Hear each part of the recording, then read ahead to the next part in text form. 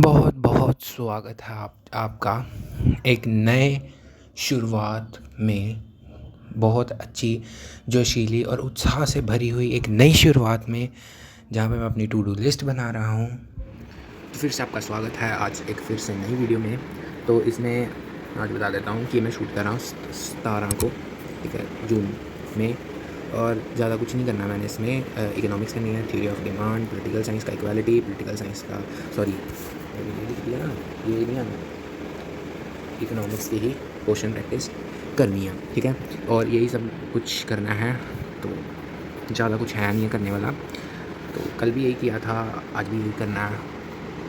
और फिर ये इसकी जगह हिस्ट्री करेंगे, इसके 2 चैप्टर हो जाएंगे, फिर हिस्ट्री करेंगे। तो कोशिश ये है कि ये जून के महीने में मैंने इतना सिलेबस करना है। इसमें से मेरा चैप्टर ये हो गया, उसके बाद इकोनॉमिक्स में 1 हो गया, 2 हो गया, 6 चैप्टर ऑप्शनल रखते हैं, ठीक है। तो 5वां कर रहा हूँ और ये करना है, तो ये कर रहा हूँ। और एक मैं ये चैप्टर कर रहा हूँ। अब तीनों सब्जेक्ट्स तो इकट्ठे चलाना तो संभव नहीं है, तो इस वजह से मैं 2 कर रहा हूँ। पहले इसमें ये करूँगा चैप्टर 3 और फिर ये करूँगा, ठीक है। ये तो चलेगा क्योंकि ये सिलेबस जो था चैप्टर 1, 2, 5, 9 ये मुझे करना चाहिए था अप्रैल मई जून में, ठीक है। ये महीने में मुझे करना चाहिए था और अभी नए चैप्टर करने चाहिए थे, बट मैं ये चैप्टर कर रहा हूँ, इसलिए ये तो रोज़, ठीक है।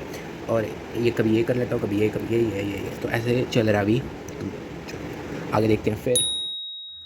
तो ये रही बुक माइक्रो इकोनॉमिक्स की, तो ये चैप्टर कर रहा हूँ, ठीक है। पता नहीं क्यों मैम ने इतने चैप्टर छोड़ के ये करवाया, भगवान जाने। तो मुझे भी यही करना पड़ेगा पहले तो, ठीक है। तो यहाँ से ये आ गया, हाँ। तो मैंने ये चैप्टर खुल गया, यहाँ से कंसेप्ट ऑफ डिमांड कर लिया है, डिमांड शेड्यूल कर लिया है, और इसके बाद करना है अभी डिमांड कर्व एंड स्लोप, ये कर लिया है। हाँ, यहाँ से करना है demand function and determinants of demand, determinants of demand जो भी है यहाँ से करना है। और एक ही टॉपिक करना है यहाँ तक, लॉ ऑफ डिमांड से ऊपर ऊपर, और इसके नोट्स बनाने हैं, ठीक है। और हाँ, और फिर आगे जो है लेक्चर लगाना पड़ेगा, फिर उसके नोट्स बनाएंगे। ये मैंने आपको पहले वीडियोस में बताया था कि मैं अभी कैसे पढ़ रहा हूँ, तो उसी तरीके से अभी भी पढ़ रहा हूँ। तो अगर आपने देखी होगी तो ठीक है, नहीं देखी तो देख सकते हो, ठीक है। और ये रही नोट्स वाली कॉपी, ये रही नोट्स वाली कॉपी। तो हाँ, this is notes copy. Notes से ज़्यादा अच्छे समझ लगता है बुक से, तो एक बार अच्छे से नोट्स बना लेंगे, क्योंकि इकोनॉमिक्स में तो वैसे ही बुक से तो पढ़ना नहीं है, नोट्स ही मेन होते हैं, ठीक है। तो इकोनॉमिक्स में तो एक ही बारी अच्छे से नोट्स बना लेंगे, फिर बस, फिर और क्या। तो हाँ, तो अभी मैं चैप्टर कर रहा था थ्योरी ऑफ डिमांड, ठीक है। तो अगर मैं बताऊँ तो इकोनॉमिक्स, और मैंने ज्योग्राफी भी पढ़ी है, इकोनॉमिक्स भी पढ़ी है, तो थोड़ा सा ऊपर ऊपर मैं बता सकता हूँ कि दोनों में फ़र्क क्या है, और दोनों मतलब क्या है। देखो, अगर हम बात करें ज्योग्राफी की, तो ज्योग्राफी में ऐसा है कि ज्योग्राफी में रटने वाला बहुत सारा मैप, अगर तो आपको मैप पसंद है तो आपके 10 नंबर पक्के, 30 नंबर प्रैक्टिकल, और मतलब 40 नंबर तो पक्के आ गए 100 में से। तो ज्योग्राफी में फिर रटने वाला बहुत है, जैसे वीट कहाँ पे पाई जाती है, जूट कहाँ पे पाया जाता है। पर वहीं अगर इकोनॉमिक्स ले लिया, उसमें कंसेप्ट होते हैं, ये कंसेप्ट समझ लिया तो ठीक है। शुरू शुरू में इकोनॉमिक्स कैसे होगी कि मतलब अगर आप एक टॉपिक पढ़ रहे हो, दूसरा टॉपिक बिल्कुल आपको ऐसा लगे जैसे अलग ही चीज़ खुल गई है, थोड़ा सा कन्फ्यूजिंग होगा। बट इंटरेस्ट वाइज देखो ना, तो जिसमें ज़्यादा मज़ा आता वो तो मुझे इकोनॉमिक्स ही लगी है। और अगर किसी ने बोला ना ग्राफ्स होते हैं मुश्किल मुश्किल, तो ऐसा कुछ नहीं है, कोई मुश्किल ग्राफ नहीं है। कंसेप्ट समझ लिया तो बस दैट्स इट। ज्योग्राफी में बार बार रटो, एक एक लाइन दोबारा से पढ़ो। बाकी ज्योग्राफी भी मज़ेदार है, क्योंकि ज्योग्राफी में मैप होता है जो कि बड़े आराम से 10 नंबर मिल जाते हैं। फिर ज्योग्राफी भी काफ़ी अच्छी सब्जेक्ट है, अगर आप एग्रीकल्चर में जाना चाहते हो ज्योग्राफी भी अच्छा है, और इकोनॉमिक्स भी अच्छा है, ठीक है। मैं सीधे सीधे आपको बता रहा हूँ, मैं ये किसी की तरफ फेवर नहीं कर रहा, या किसी की तरफ मैं बता नहीं रहा कि ये अच्छा ये नहीं अच्छा, तो वो आ गया आपकी मर्ज़ी है, जस्ट बता रहा हूँ, ठीक है। ज्योग्राफी में डायग्राम्स हैं, इकोनॉमिक्स में ग्राफ आ जाते हैं, न्यूमेरिकल्स आ जाते हैं, ठीक है। न्यूमेरिकल्स भी +1 में एक बुक आपको लगेगी, स्टैटिस्टिक्स फॉर इकोनॉमिक्स, ठीक है। अगर आपको नहीं पता, अगर आपको +1 में इकोनॉमिक्स रखी फिर तो आपका कोई फ़ायदा नहीं है सुनने का, पर फिर भी आप भी सुन लो। आप अगर मैं कुछ गलत बोल रहा हूँ तो आप मुझे सही कर सकते हो, हूँ तो मैं भी इंसान, मैं भी गलत बोल ही सकता, मैं कौन सा कोई देवता प्रकट हुआ हूँ कि मैं गलत ही नहीं बोल सकता, ठीक है ना। तो हाँ, तो बाकी मैं बताऊँ तो एक तो डर बैठा हुआ दिमाग, इकोनॉमिक्स नहीं हो सकती, नहीं हो सकती। सब्जेक्ट हमेशा वही मुश्किल लगेगा जो आपको, जो मतलब हमें पीछे से बता रखा है कि ये नहीं हो सकता, नहीं हो सकता, नहीं हो सकता, पर हो सब कुछ सकता है, ठीक है। और दूसरी बात तो ये है कि ज्योग्राफी में एज सच थ्योरी बहुत ही रटने वाली की, नेबुल क्या थी, नेबुला हाइपोथेसिस था, फिर और क्या था कि और रीजन ऑफ अर्थ और इंटीरियर ऑफ अर्थ कुछ ऐसा था, ठीक है, कि अर्थ के इंटीरियर, उसमें सारा रटने वाली थ्योरीज है, मतलब बड़े बड़े पैराग्राफ्स रटने, ठीक है। और थोड़ी सी फिज़िक्स भी थी। बाकी चलो, तो मैं क्या कह रहा था, बाकी चलो आपकी मर्ज़ी, आपको क्या पसंद है, ठीक है। तो अभी मैंने पॉलिटिकल साइंस शुरू कर दी थी, इक्वालिटी चैप्टर। तो हाँ, ये तो इक्वालिटी था, तो पॉलिटिकल साइंस में मेरे 3 चैप्टर एक बुक से हो रहे हैं और दूसरी बुक से तीसरा चैप्टर ही कर रहा हूँ, इक्वालिटी, जो कि थोड़ा समझ लगा अच्छे से, अच्छा चैप्टर है इक्वालिटी। हाँ, मज़ा भी आ रहा है पढ़ने में कि अच्छी चीज़ें बताई हुई हैं। मतलब आप कुछ, जो लोग ये सोचते हैं कि थ्योरी में कुछ पढ़ने वाला नहीं, तो उनको मैं बता दूं कि थ्योरी में क्या होता है कि जैसे हमने रीड किया ना, तो उसे हमें इंटरप्रिटेट भी करना पड़ता, मतलब उसमें एनालिसिस भी करना पड़ता कि ये थ्योरी क्या कह रही है। अब अगर कोई इक्वालिटी चैप्टर पढ़ रहा होगा, वो मेरी बात से रिलेट कर पाएगा। जो इक्वालिटी का फर्स्ट टॉपिक है ना, व्हाई डज इक्वालिटी मैटर, उसमें समझ ही नहीं आ रहा कि इक्वालिटी लिखा कहाँ पे हुआ, कि इक्वालिटी कैसे, मतलब बड़ा अजीब सा टॉपिक है इसी बुक का। और पॉलिटिकल थ्योरी बुक का फर्स्ट चैप्टर जब मैंने पहली बार रीड किया तो मैंने कहा ये क्या है, ठीक है। तो ऐसा नहीं है कि थ्योरी सब्जेक्ट कोई भी पढ़ा सकता है, थ्योरी सब्जेक्ट में बहुत डीप एनालिसिस करनी पड़ेगी। अगर मैं एक एक शब्द का मतलब निकालूँ ना, एक एक शब्द में मैं घुस सकता हूँ, ठीक है।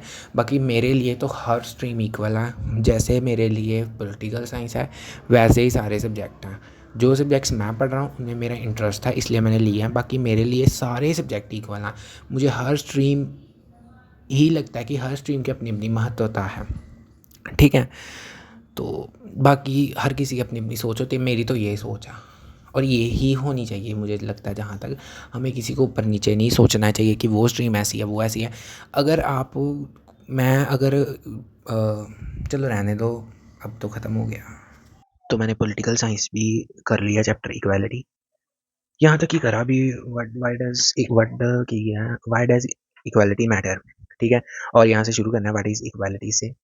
तो इसका लेक्चर मैंने कल ही लगा दिया था और नोट्स आज बनाया। तो ये रही नोट्स वाली कॉपी, ये इस बार मैंने नोट्स ऐसे बनाए हैं, मैं चाहता हूँ कि सब कुछ +1 में ट्राई करके देख लूँ, ताकि +2 में कुछ नया ट्राई तो सब कुछ +1 में ही ट्राई कर लूँ। इसलिए मैंने ये नोट्स ऐसे बनाया, नीचे से वैसे ऐसे करके, ठीक है, बनाने हैं। और अब रह गया क्वेश्चन प्रैक्टिस, ये क्वेश्चन प्रैक्टिस तो वो मैं करूँगा अभी। तो अभी मैं कर रहा था इकोनॉमिक्स के बैक, जो पीछे क्वेश्चंस होते हैं ना बुक के, क्योंकि इकोनॉमिक्स की तो रेफरेंस बुक होती है, तो उसके पीछे जो क्वेश्चंस होते हैं वो सॉल्व कर रहा था मैं। Chapter 2 central problems of economy, micro economics के।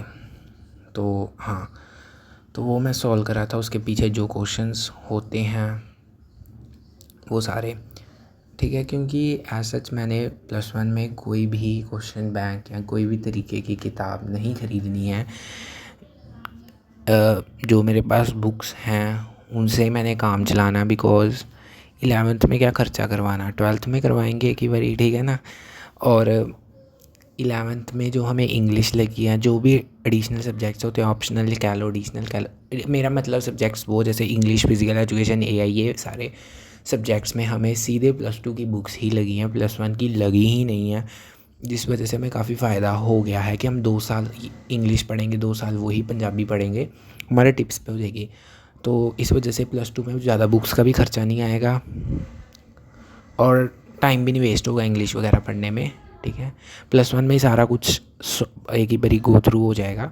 तो ये अच्छा हुआ, अगर आपके स्कूल में भी ऐसा होता है तो आप भी बता सकते हैं, ठीक है। तो मुझे तो बहुत अच्छा लगा ये सिस्टम। मैं तो चाहता हूँ कि हर स्कूल में हो। हाँ, 9th-10th में ना हो, बिकॉज 9th-10th में English as a main subject हम मानते हैं, ठीक है। +1 +2 में भी होता है, बट मैं 9th-10th में मानता हूँ। तो मेन सब्जेक्ट होता है जिसमें फ़ोकस देना होता है। तो बाकी इंग्लिश पंजाबी 10th तक तो 9th में 9th की पढ़ाओ, 10th में 10th की पढ़ाओ, क्योंकि 9th-10th में अगर हम बुक्स नहीं रीड करवाएंगे तो बच्चों को हिंदी पंजाबी पढ़ने ही नहीं आएगी, इंग्लिश पढ़ने ही नहीं आएगी। तो इस वजह से +1 +2 में किस आती है सबको पढ़ने में, इतना मुझे पता, ठीक है। तो हाँ, बस इतना ही था। अब मैंने क्वेश्चन प्रैक्टिस भी कर लिया है इकोनॉमिक्स की, तो ये वाली कर रहा था what's an application based questions, ठीक है। तो मुझे नहीं लगता +1 में कोई इतने मतलब बुक्स की लोड है क्वेश्चन बैंक की, तो मैं तो नहीं ले रहा। +2 में होती है। कंसेप्ट बेस्ड कर लिया। जब चैप्टर 2 के हो जाएंगे सेंट्रल प्रॉब्लम्स, फिर चैप्टर 1 के करूँगा सॉल्व, जो कि इतने इंपॉर्टेंट नहीं है, और फिर चैप्टर 5 के। अब साथ साथ में दूसरे सब्जेक्ट के भी सॉल्व करने हैं, क्योंकि इन वजह से ही मेरे नंबर कट रहे हैं, स्पेशली MCQs। तो हाँ, तो बहुत बहुत धन्यवाद। पूरा दिन में मैंने बस 3 काम ही किए, और आपने ये तीनों काम देखे हैं मेरे। इकोनॉमिक्स तो मैं बहुत ज़्यादा कर रहा था, पहले भी मैंने यही किया, अभी भी यही। जब ये ख़त्म होगा फिर ही चेंज करेंगे। तो बहुत बहुत धन्यवाद, आपने पूरा दिन मेरे देखा है कि मैंने क्या पढ़ा। तो ओके, बाय।